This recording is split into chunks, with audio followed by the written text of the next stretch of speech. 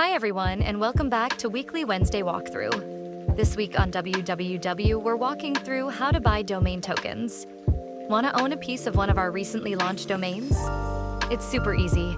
Head over to the Doma app and log in with your wallet. Step 1. Make sure you have funds in your wallet. If you need to bridge funds first, we've got a separate tutorial for that. Link below. Once you're ready, go to Explore and then Tokens. Here you'll see a full list of all domain tokens currently live on Doma. You can filter them by holders, subdomains, or trading volume to find what you're looking for. Now let's buy a token. We'll use one of our recent launches as an example, grafter.xyz. On the domain token page, you'll see the price chart and trading history at the top, the key stats below here, and our newest AI insights, which highlight things like brandability, strengths, and potential use cases for the domain. Scrolling down, you'll also see recent trades. On the right-hand side, you'll find the current token price, bonding curve details, vesting info, and an ownership breakdown.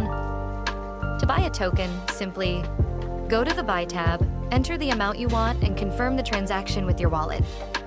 You can also sell your tokens here anytime. Just switch to the Sell tab. One more thing to note.